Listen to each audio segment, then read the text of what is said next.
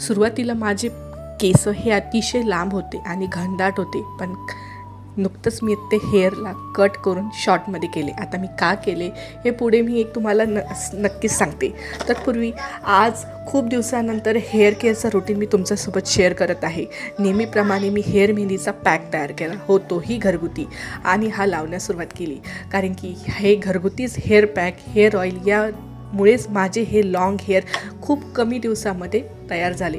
परत तोच प्रवास मी झिरोतून तुमच्यासोबत स्टार्ट करत आहे विथ प्रूफ. आता शॉर्ट हेअर का केले तर माझा काही हेल्थ इश्यू होते, सायनस इश्यू असल्यामुळे मला ते कापणं खूप गरजेचं होतं.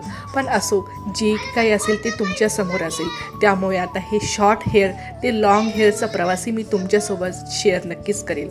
ह्यावेळेस मी लावला आहे घरगुती मेहंदी पॅक, आणि तो कसा आणि त्याचा रिझल्ट काय आला आहे मी तुम्हाला नेक्स्ट ब्लॉगमध्ये नक्कीच सांगेल. तरी माझ्या हेअर ग्रोथच्या स्टोरीसोबत आणि ह्या पेजला नक्कीच सबस्क्राईब करा. भेटू परत नवीन ब्लॉगसहित नवीन वेळ. बाय.